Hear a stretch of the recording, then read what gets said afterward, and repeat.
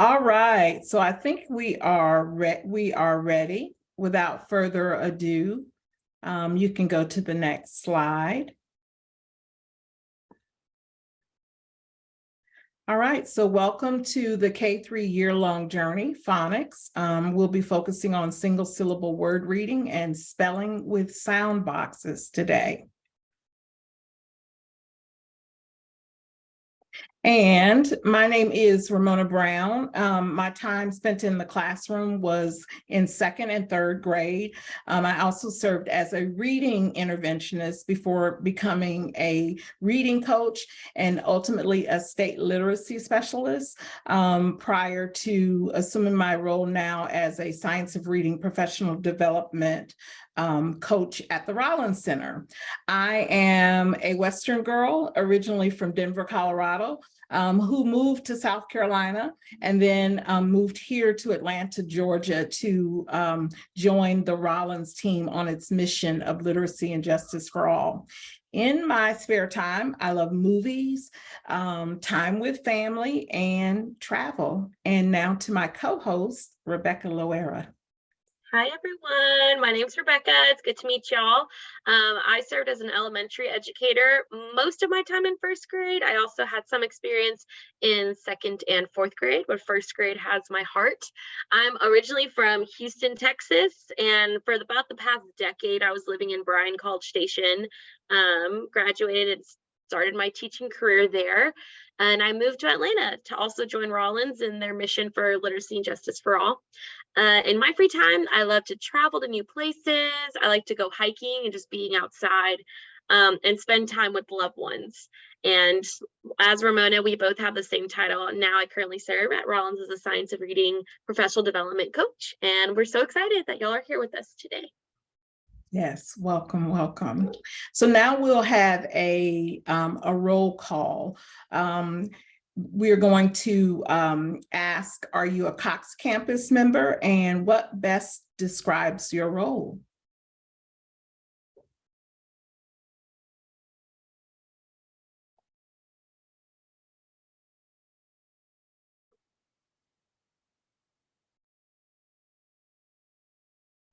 Oh, I'm seeing different answers. So some Cox Campus members, got teachers, coaches, other. Type in the chat, what is your role if you clicked on other? Yes, looks like we got a good number of folks that are a member of Cox Campus that is free forever and always. Part of our mission for literacy and justice for all is to break down that paywall. So we're glad that you are members. I'll go ahead and end it. Okay, and then Angie, you are our other, the lower campus head of learning and innovation. Awesome. Our mission is literacy and justice for all. We're going to go into some of our core values that explain a little bit more about what that looks like for us. So this slide describes the Cox Campus way. We believe that as a result of your experience, it should be rewarding. Cox Campus is designed to be empowering, to equip teachers with those tools that they need in their toolbox to make the best decisions for their students. And then also connecting, allowing the ability for you to join with other professionals and educators. And it's also a safe environment where you're able to crowdsource solutions, if you will. And then also it's rooted in solid evidence-based research in a way to provide you with what you need to become the best educator that you can. All right. And for those of you who have not signed up for Cox Campus, you can create a membership today, and it's my favorite word. It's free and always free. It takes just about a minute for you to access it.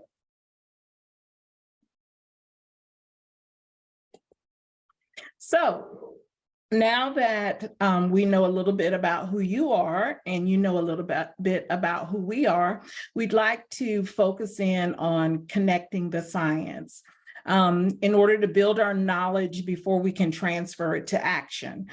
During the presentation, we will have an interactive, deliberate practice where it will be helpful for you to be accessing through a computer if possible. So if you're on a phone, and if you're able to connect to a computer later on in the presentation, that would be the most beneficial way for you to connect. All right, so we will start with this example of Scarborough's rope. If you notice on the left-hand side, there are the two essential components of the simple view of reading, which is decoding times listening comprehension equals reading comprehension. That's the formula for the simple view of reading. The area that we are focusing on for today that is essential for a skilled reader is the word recognition area of the Scarborough's rope. And that includes, of course, phonological awareness, decoding and encoding or spelling, as well as the recognition of sight words. When phonics instruction is intentional and carefully designed, it helps to strengthen the bottom strands of that rope. And as you see, the hope is that students will become increasingly automatic and strategic, and that's what leads to fluency and skilled reading.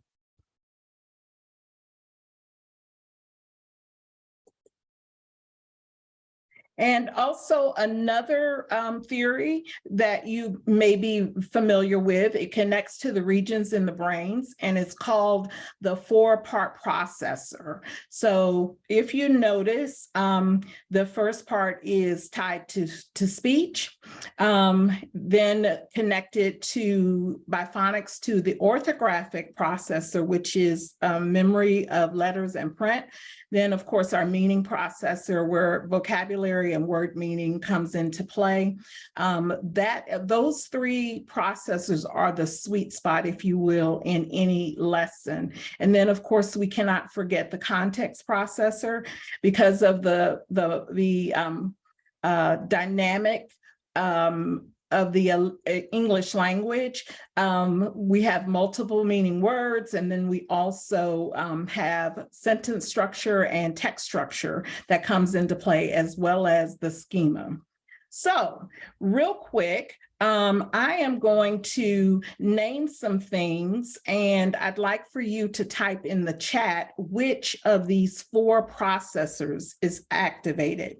So the first clue is provides support to the meaning processor by using clues. Which processor would that be?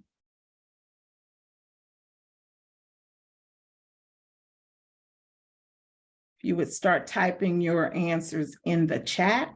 So provide support to the meaning processor by using clues to determine meaning, context. Yes, Dorothy, you got it. You got it. All right. Yep. Keep them coming. Next one here. Let's see.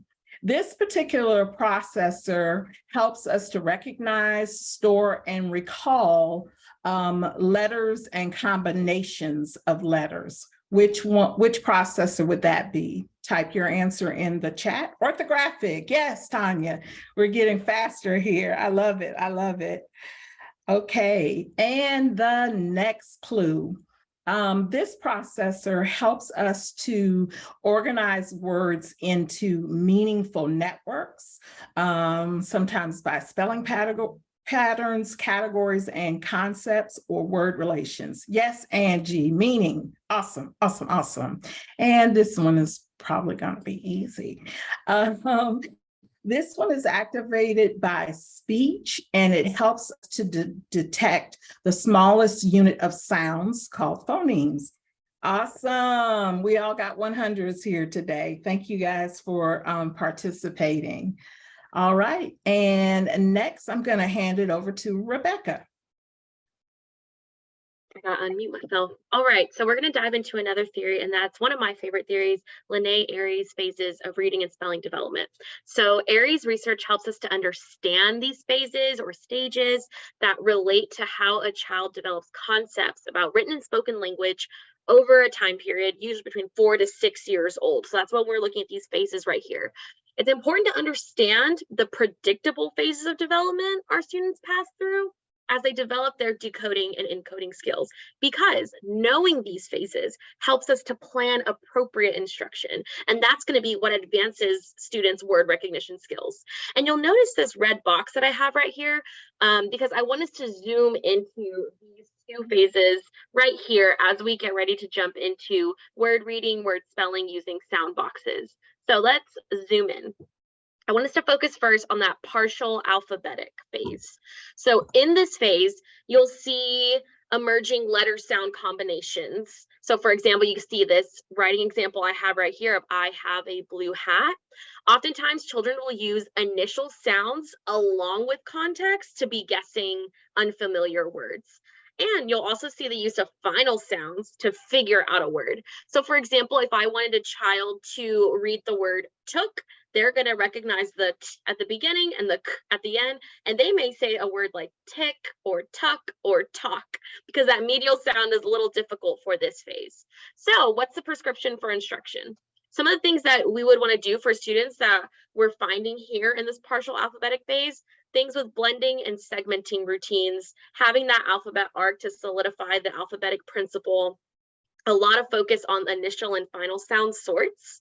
And you'll notice what we're talking about today too, phoneme graphic mapping with sound boxes so that they're paying close attention to each of those individual sounds. And we want to see dictation and building words with letters. So that's a quick zoom in of the partial alphabetic phase. Once I have a student move on and grow into full alphabetic, what does that look like? So here's some characteristics of the full alphabetic phase. We can see students start to attend to every letter in a word as they read and they spell. So developing in that accuracy. They can access words through reliable phonological representations, and they'll use their decoding skills to read unfamiliar words. So something that I want you to remember is that our brains are pattern seeking and self-teaching. So our brains are naturally looking for those patterns. We have to explicitly teach those patterns. And once we train them to notice, for example, that CH says, we want our students to gather that information, gather that pattern, and then notice that pattern in different words. It becomes self-teaching. So again, we see attending to the orthographic mapping process, that's sound, print to sound, sound to print, those going together, connecting to the meaning. That's the process of orthographic mapping, and we can solidify that process using sound boxes. And then you can also include things like inflectional endings, prefixes, adding those to the ends of words. So very similar strategies that we want to see in both, but it does depend on the the intensity of instruction. It needs to be intense at both, but it's the different skills, right, that we see. I'm going to give it back to Ramona. All right. So as we think about the areas that we're focusing on, our first stop is to look at consonant spelling with sound boxes. We'll take a deeper dive into each, and we'll do a quick review, and then we'll use sound boxes to demonstrate how to effectively incorporate phonemic awareness instruction during phonics instruction using questions. And I think there's might be a slight lag in my internet here.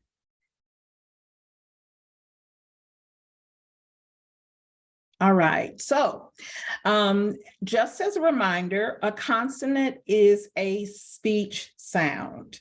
However, we represent consonants with letters and letter patterns. Again, thinking about the fact that the speech to print approach is something that is a foundational principle of the science of reading.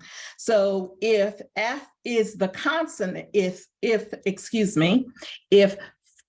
is the consonant and F is the letter that represents the consonant. So to quickly review the difference between consonant digraphs and consonant blends is what we'll go into next.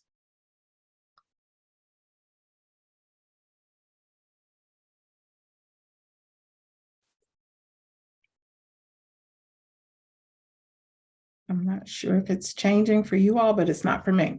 Okay, so in order to recap, I want you to take a look at these words here on the screen. And what I'd like for you to do is to order them in number of difficulty from 1 to 5. So number your paper or scratch notebook from 1 to 5, and then place these words in order in manner of difficulty. I'm sorry, this delay is kind of throwing me off. Let me say that a little clearer. Type into the chat 1 through 5, with 1 being the least difficult and 5 being the most difficult for each one of the words. And I want you to think from the perspective also of most difficult to read. Yes. All right, we've got hat, sin, rich, thick, and scratch from Katie. Some different orderings I'm already seeing. Oh, and see, and I can't see those either. Technology, gotta love it.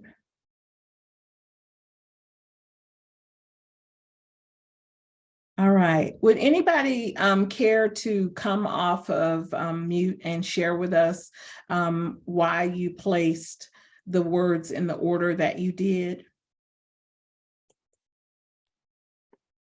This is Tanya. I chose hat for first because it is a simple CVC word. I put rich second because a digraph is easier than a blend, especially final blends. They tend to struggle with final blends and being able to separate those sounds. And then I put thick fourth because you have a digraph at the beginning and at the end, and scratch last because it's a 3 sound blend at the beginning and a trigraph at the end. Excellent. Thank you, Tanya, for providing your thoughts behind that. Anyone else, if you would come off mute and tell us why that's important to think about the word patterns from least to most difficult when planning instruction.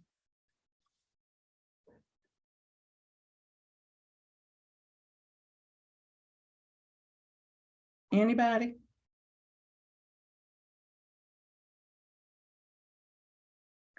Okay, so when planning, I think it's, sorry.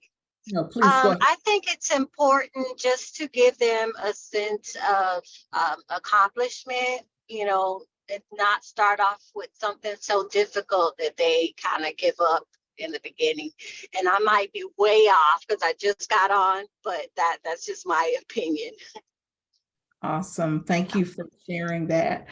Yeah, we want to follow the systematic teaching. And so when you're teaching systematically, you want to start with least complex and work your way to most complex so that you can reinforce and build upon those skills.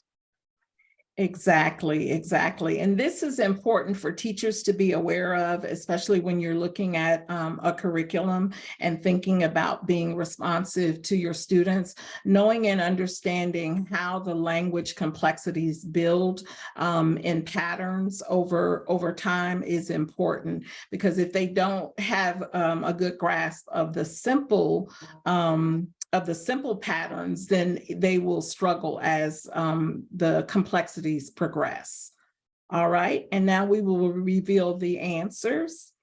The first word was hat because it only has 3 phonemes. As mentioned before, it's a simple CVC word. And also rich is the first introduction to the vowel with a digraph on the end. And then thick, of course, has both the short vowel and 2 digraphs. And then we have send, it's difficult because the N at the end is a nasal sound that proves difficult for a lot of our readers.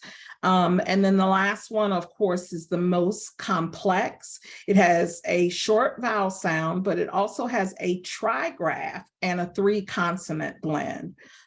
So you'll notice that that complexity is played out in each one of these words and gives us a clue to what we should be thinking about when thinking about scope and sequence, as well as systematic and explicit phonics instruction.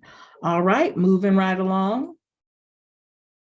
So now it is time for practice.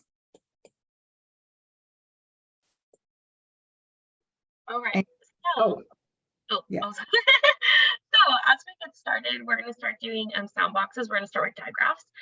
Before we get started, I want to hear what y'all think a digraph is. So please type in the chat or come off on mute and share what is your definition of a digraph. How would you put it into your words?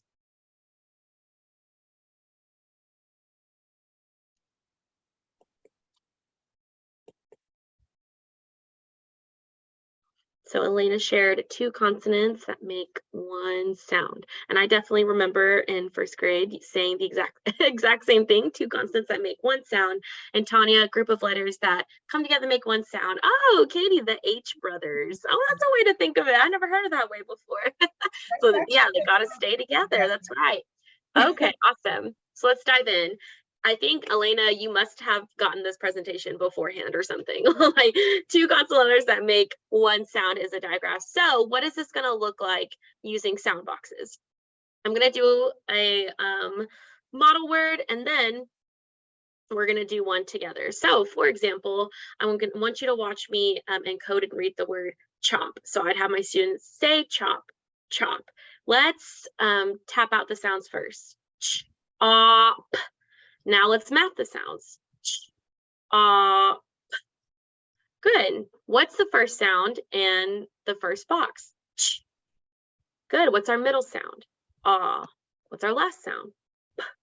Let's blend it. Chop. Like I love to chop carrots in order to eat them. So anchoring it with that meaning. All right. So that's one way. And I want you to notice that we know that 2 consonants makes 1 sound. It's going to get 1 sound box because 2 consonants that make 1 sound. And then we blend it. So make sure also, this is something I tell my teachers that I work with all the time. When you segment it, make sure to always blend the word back together again.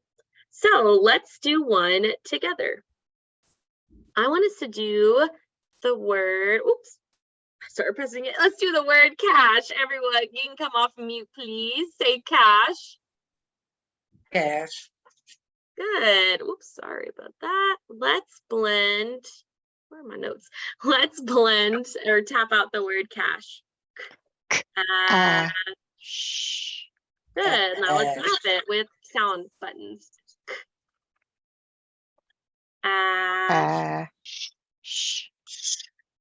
So this is something that we had our practice word. If I wanted to scaffold it even more and I wanted to show it this way, maybe you have students that once they have to do the buttons, they may forget. They're still working on that working memory. So having them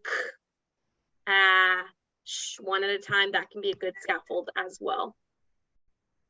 And I also noticed Katie tapping. Since she didn't have the chips, that's another way to allow them to have that tactile practice. Mm-hmm. And I would also say I'm tapping right now because it's easy to see on the screen. There's other ways of tapping a sound in order to break it apart. You can tap on your arm. I saw one teacher today, she was doing a roller coaster. So she did, for example, if we were to do cash, and she had them like punch the vowel sound to emphasize it. So there's lots of different ways to tap out those sounds. Okay, so for blends, we're going to move on. Now, instead of giving me the definition of a blend, I want you to type in the chat or unmute.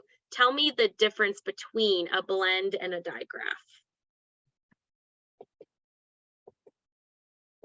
In a blend, each letter makes the sound, and in a digraph, you only have one sound. Perfect, Tanya. Thank you so much.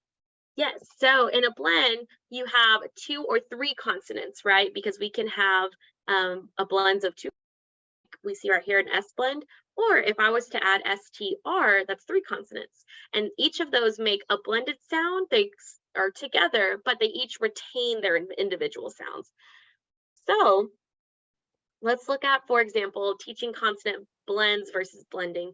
So what this means that it's important to not only teach consonant blends in isolation. So having students go sk, sn, sp, sn, sl, su, we want to make it meaningful. So instead, have your students practice blending words together that have the consonant blends in them. And we have to remember too that blends containing the liquid sounds like and and the nasal sounds like or those blends are often the most difficult for beginning readers to read and spell with accuracy. In mind when going through your scope and sequence when planning your lesson plans, including blends, is that those ones can tend to be a little tricky, especially if they're in the partial alphabetic phase. Okay, so we are going to do the word flip. So if I was doing a blend, I have to remember it's different than a digraph. A blend is going to get their each individual sound. That means they get their own sound box. So if I did the word flip, we would say flip. Let's tap it out. Flip, flip, and then I go flip, have them map out the sound so they can know the order. Then I'd have them go sound by sound. What's the first sound you hear in flip? Oh, good. And normally when I have my students, they would say the next sound is because they hear that VIP vowel. So let's slow it down. Oh, let's listen to the word flip. What's the second sound you hear in flip? Oh. Have them blend it, flip. And another probing question you can ask, what letters spell the word flip? And have them say it out loud. F-L-I-P. What word is that? Flip. So having them connect sound, letter, building that track of the phonological and orthographic processor to strengthen that decoding. And then you blend it together. Okay, so let's do one together. I'm trying to think. I want to make sure we have time for practice too. And I know we had some slowdown with the lagging. So just another example to show you, as in the word stop, right?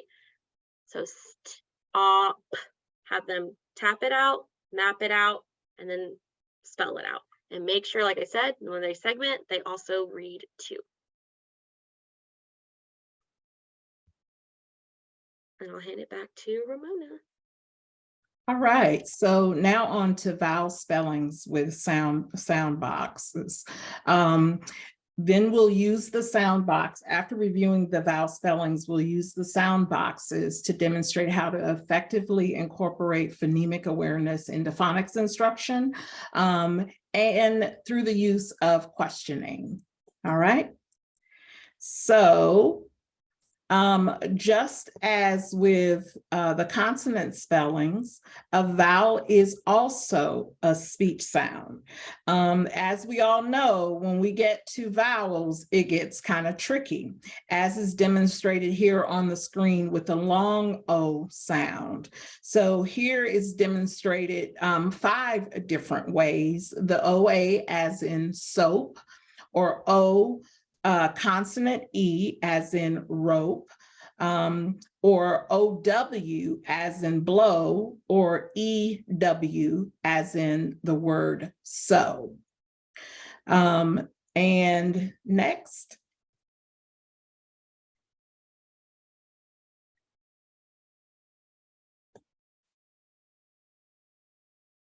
This lag is terrible, still not up.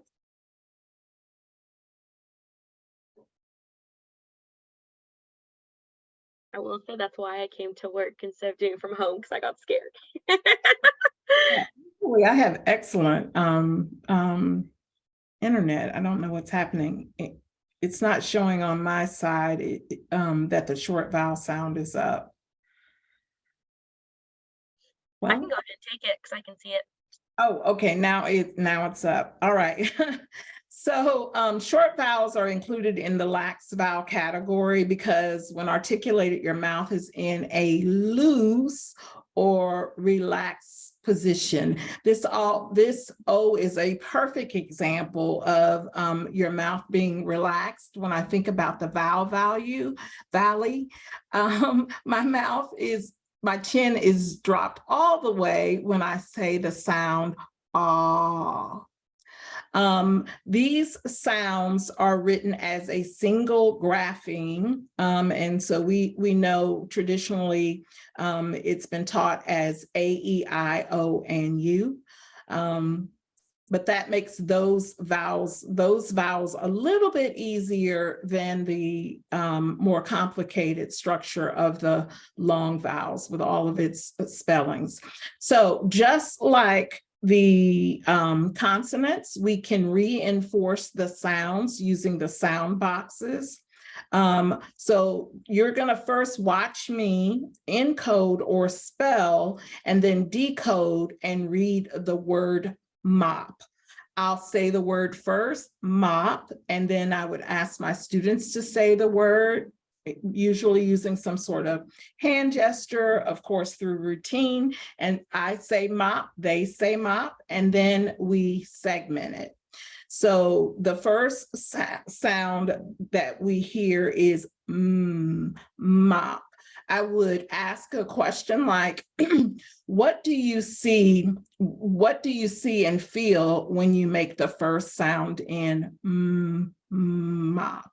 And remember, as Rebecca mentioned, that is a nasal sound. So that would be a good place to ask questions about how the sound feels and looks as they make it. The second sound is ah, and the last sound is. And then we would graph it using the chip for each sound. So ah. And then always remember to blend it after it's been segmented. So mop. I've slowed down the pace in this demonstration, but of course you want to teach this with a perky pace to hold the attention and to help them continue with the cohesiveness of taking the sounds apart and bringing them back together. And then of course, you always tie a nice ribbon on it by tying it to meaning. So I use the mop. I use the mop to mop up the water I spilled. That was long, but you get my drift. All right. Rebecca, I think I'm going to have to hand it over to you because it is going so slow. That's fine. I got it. Hopefully y'all are fine with me taking over. All right, so let's do long vowels, vowel consonant E. This typically is a question I get from teachers, like what do I do with the silent E in vowel consonant E when using sound boxes? So just like we just did with mop, it's very similar. So I'm going to do with the word hope. So if I said hope, everyone say hope, and then we could map it out. Oh, it went backwards. That's okay. Hope. And then they'll go through the same process. Oh, and then I would have my students think about if they left it like this, I would have them think about it. Okay, let's look at this word. So, and you can bring up, I see my vowel and a consonant. That's going to make the short vowel sound. So if this is making the short vowel sound, what's the short vowel sound? So let's read this word that you have right here. Hop. Is that the word hope? And usually they'll say no. Like, what do we need to make this O say oh? And then they're like, if we're practicing vowel consonant E, that's the target skill we're working on. They'd say we need the silent E at the end. And I want you to remember the silent E is not going to get the sound box because it's silent. It doesn't make a sound. So it doesn't get a sound chip either. So this is one way to use vowel consonant E when implementing your sound boxes. And it's really good for scholars to also see the difference, right, in those types of words, a closed syllable word versus a vowel consonant E syllable. You're making it visual in this way. And then we blend it. All right, so let's go on to vowel teams. So vowel teams also sometimes get called vowel digraphs because that's connecting that term digraph where we have the consonant digraphs, 2 letters that make one sound. We can also have vowel digraphs, 2 vowels that make one sound. So you can interchange the two. There are 2 letters that make one vowel sound, and there's many different vowel digraphs. They need to be taught explicitly. So what do I mean by taught explicitly? It's actually, I know there's the phrase like when 2 vowels go walking, the first does the talking. No shame, I said it for years in teaching because I thought we love songs in teaching. We love the cute little riddles that help our students remember. And it would help them remember for some of them. But for example, like EA says E because the first vowel does the talking. What about in the word bread or red? That EA is saying F, right? So that phrase, when 2 vowels go walking, the first doesn't talking, isn't the most effective way to teach our students the sounds that a vowel teams or a vowel diphthong makes. We want to teach each one specifically. So when considering a diphthong, that's a special category of a vowel sound. So I want us to consider oi. I want y'all to put your hands, I can't see y'all on the screen, put your hands on your cheeks right here.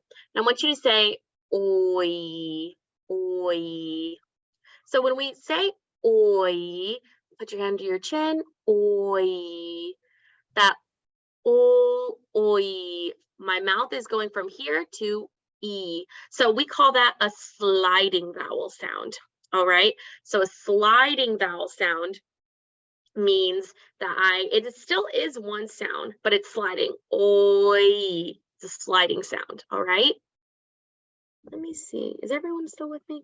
Can y'all show me a thumbs up if y'all hear me? Because I was making sure I wasn't. I saw a frozen screen. I got scared. Okay, so if we're staying on our oi example, but I want us to focus on OY says oi. And I'm teaching my students, we're practicing this week. OY says oi. Same thing with sound boxes. I say, let's sound out the word boy. Say boy, boy. Let's sound it out. B-oi. Let's spell it. B-O-Y. What's the word? Boy. And I want you to think too, those probing questions are so important. So not just to leave it as I say the word, I sound it out, they write it, we read it, go to the next word. Those probing questions are so important because that leads to a deeper analyzation of those words. So one question I could ask, like, okay, our word is boy. What if I wanted to mean that there was more than one boy? What would I need to add if there's more than one boy? And then there's lots of boys, right?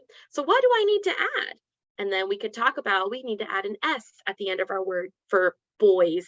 That's already building that morphological knowledge for our students, that S makes a word plural. All right, and then, for example, I want us to think about this one. What if I told my students, let's spell the word meat, and this is what I meant. What do you think could happen? What error could I anticipate if I'm asking them to spell the word meat? Someone can come off mute or type in the chat.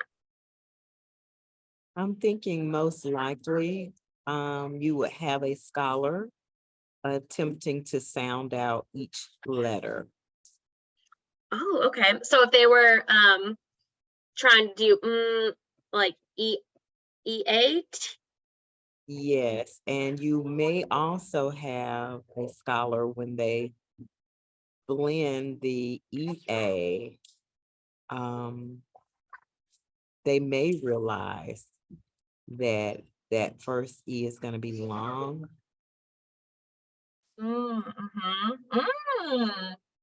Okay.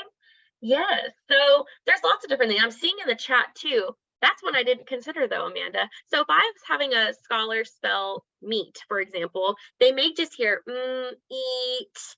Well, one thing that they may know, and remember we talked about how vowels start to get tricky, right? There's lots of different ways. What if they think, oh, it's a long vowel in the middle, I need a silent E at the end? Or what Elena said, what if they do M-E-E-T, right? So meet and then meet. So that's where solidifying meaning comes into play. So before I ask them to spell the word, I would say, let's spell the word meat in our sound box. So I would say, I need to cut a piece of meat. That meaning alone is giving them context. So there's that context processor and the meaning processor, and it's building knowledge of how words work in a sentence, right? Let me see. Awesome. So I just wanted to point that out to y'all, that meaning matters. And finally, are controlled. So a vowel followed by the letter R, vowel R controlled. Some of us like to call it the bossy R as well. And these are these examples right here. So I do want to point out, students they might struggle when it's time to spell R controlled vowel sounds, because there are multiple ways to write some of those sounds, right? Like IR, ER, and UR all make the same sound. So how do we combat this? Once students are introduced to R control sounds, they need multiple exposures to words with those R controlled units, that IR, ER, and UR, in meaningful context. So that means sound boxes are great, that's what we're talking about, but you also have to make sure you're connecting it to word reading, to word spelling, and reading in a meaningful text as well, because those multiple exposures are going to help them differentiate, when do I use IR, ER, or UR. And we're going to practice that later in our interactive practice, other ways, practices you can include with sound boxes to make it meaningful. So just as an example, for anyone that is not familiar with sound boxes, if I was doing the word start, I have art, I have my consonant blend, that, and then we know that vowel R sounds, 2 letters that make one sound, R. What's my word? Start. Like start the car, we got to get going, which is what my mom said to me because I tend to be late to a lot of things. So start the car. So this is what I was talking about. After sound boxes, then what? Because we want to make sure our instruction goes from accuracy to automaticity to fluency. Okay, we don't want to get stuck over here in accuracy land too many times. And I was guilty of this too as a teacher. I stay on sound boxes because, hey, they're working, like they're getting accurate and they're getting good at it. But then once they go to read words in a text, it was like I scrambled up the letters or something. So it's because my students were getting accurate with that support, but they were becoming so reliant on a sound box that should have been a scaffold, right? And we want to make words meaningful, and especially when reading them and spelling them and seeing them in a text.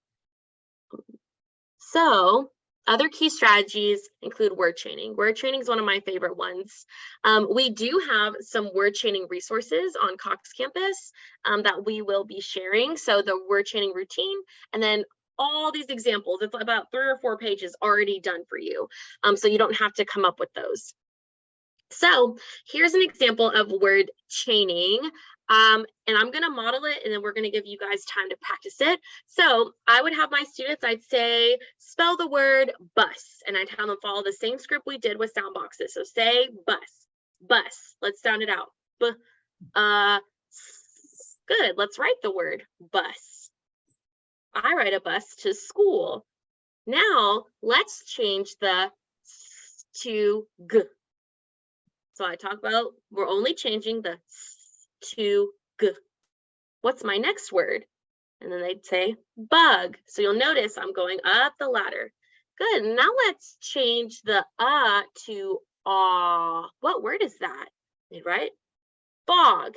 And then we'd keep going up the ladder. So you'll notice not only am I substituting a letter, I'm also adding it to make it more complex, right? What I just did, am I going to leave it here at this after they spelled it? Okay, great.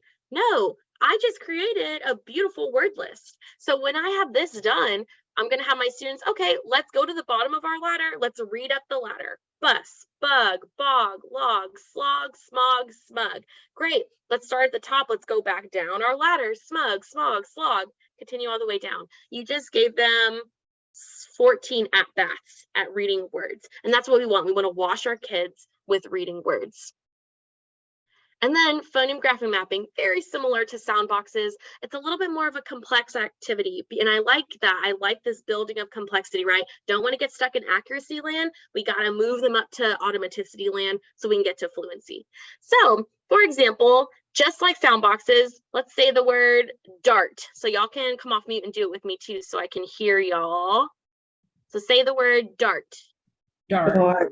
Good. Let's sound out dart. R. Good. Like he has a favorite dart he likes to throw. So spell out the word dart. Someone just shout out how to spell it.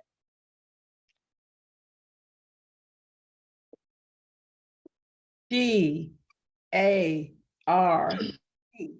Dart. Good. So I'd have them phoneme graphing map it. D-A-R-T. I'm not going to leave it here. And this is where this gets different than sound boxes. I'm going to have them write the word. And this also is a resource that we're going to provide to you as well. So I'd have them write the word and I'd keep going. So I'd say, now do the word sharp. Sharp. Sharp. Good. Let's write the word. Sharp. What's the word? Sharp. And then I just keep going. I go all the way to 10. That's a beautiful word list of 10 words. And again, just like the word ladder, the word chaining, have them read it up and down. Have them read it.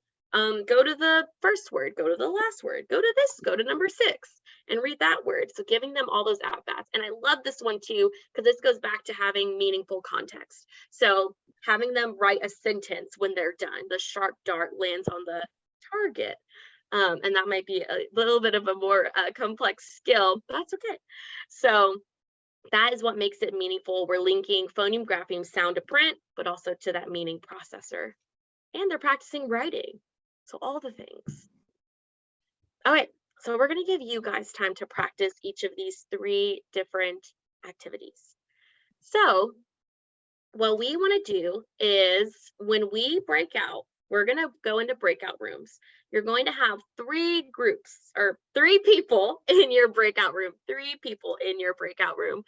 What you're going to do, you're going to get sent a link. So I think that link's going to go in the chat. I want y'all to go ahead and click on it.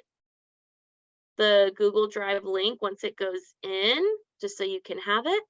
Here we go. So when you get that link, click on it. I want you to click on practice activities. In your group, designate one person to be the leader for sound boxes, one person to be the leader for word chains, one person to be the leader for phoneme graphic mapping. I would encourage you to, y'all are going to be viewers on this slide deck, make a copy of your designated deck. All right. There is instructions at the beginning of each if you're facilitating that activity. So have 1 minute, read those instructions. One's going to have prepare a word list, sound boxes, look through your words, and you're intentionally plan your probing questions. And we're going to do this for about 5 minutes. 5 minutes, yeah. So we'll do it for about 5 minutes. So 1 minute to prepare and get ready, and then we'll be bouncing in for any help. If you have any issues, we're going to be here in the main room, so you can pop back to us. All right. No Could worries. you go over that again, because somewhere in that I did not feel like I am completely confident that I understand exactly what it is you're wanting us to do. Sure, here, and I'll even do it on my screen so you can see it. And that's okay. I saw someone was driving. That's okay. Just listen in on the conversation. So let me pull it up on my screen so we can look at it together. Give me 1 second. Can you see that, Tanya, on the screen? The Google Drive folder? Yes. Okay, so you're going to be here. These are just resources for you to be able to download and have. You don't need them right now. That's just for you to keep. I want you to go to practice activities. So let's say I'm the person in charge of word chaining. In my group of 3 people, I decide I want to do word chaining. So the first thing you need to do is you can't edit it right now. I can, you can't. So you're going to go to File. You're going to go to Make a Copy. entire presentation. Copy. So you're going to read the instructions that are on this first slide. It tells you everything you need to do. So you're going to be practicing one of these 3 activities. So for the word chaining, we've linked for you resources to help you build a word chain. And then in your group, when it's like, okay, who's leading word chain? I'm leading word chain. Let's do it all together. So I'd have my group come, I'd write my word list. I'd say, okay, class, we're going to practice the OR sound. So let's sound out the word short. And the script is right here in the bottom in case you need to reference it. So it's just you practicing this language of doing these activities. And then if you want to take it further, you can also type as your group spells it out for you. Does that make sense? Thank you. Okay, so we'll still do 5 minutes. I think we have time. So go ahead, y'all can go in y'all's breakout rooms. We'll be jumping on in for any help y'all need.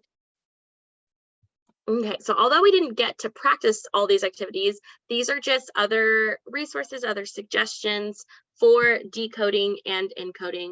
So things like we had the ladders, we had phonographic mapping, word chaining. So other things, if you have students that are working on multisyllabic, you can orthographically map and practice phonographic mapping skills, even if they're reading multisyllable words.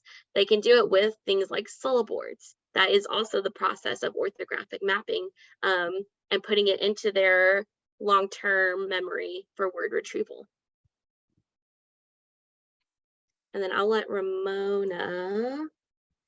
Yes, this doesn't require me being on the screen. I do apologize again. However, like to take this quick moment for you to be able to reflect using a protocol called AEIOU. We would like for you to drop one word in the chat that describes something you learned. How you're feeling. We saw from Elena earlier, she was feeling like this was kind of fun. I was surprised by something that you found interesting, and something that made you say, as a way of thinking. And then I question something that you have a question about. Please drop your answers to all or any of those prompts. We would just love to see what you're thinking. And in the spirit of transparency, like I'm feeling a little sad the links didn't work, but they also made me say, oh, on my thing.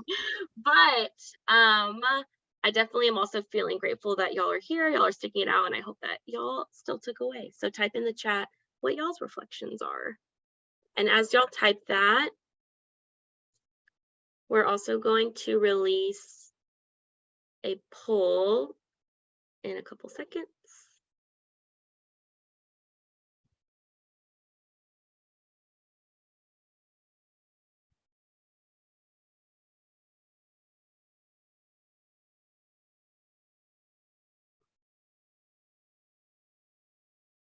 So type your personal holistic reflections in the chat, and then our lovely Trina has posted a poll that should pop up on your screen. It went away before I could even click on it. Yeah, it went away. Trina, can you put it back up, please? Thank you, Katie. We're glad you felt that it was engaging, especially after you make the commitment after a long day to come and increase your learning. Thank you. There it goes. Okay. There No we one go. no one touched the button.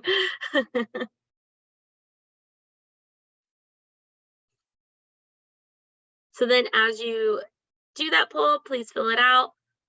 We're going to also inform you that the next session, the last session of actually the year-long journey for K3 is phonics, but continuing with 6 syllable types and multisyllabic reading. So where we were was the beginning stages, right? Sound boxes, like I said, going back to that accuracy, automaticity, fluency ramp. What we were focused on today was accuracy. And how do we start to bridge that gap between accuracy and automaticity? Sound boxes are great, but then after that, what else? That came the word chaining and the phoneme graphing mapping skills, always reading and writing. We want our kids to read, write, think every day and watch them with words. So next month is going to be fantastic. It's going to be multisyllabic reading, which is definitely getting into that automaticity and fluency. So we have that coming up. And then keep the conversation going. If you haven't joined Cox Campus, go coxcampus.org. It is free and always will be, because literacy and justice is for everyone and it's for all. So that's all we have today. We'll stay on for any deeper insights you may have, any questions, any concerns. Like I said, we're going to work on those links to make sure you have them, but you should have the PDFs of those worksheets so you can print those and start using that in your instruction tomorrow if you wanted to. So I wish I had those during my small group instruction days. But y'all have a happy Thursday, happy Friday Eve, and then y'all be safe.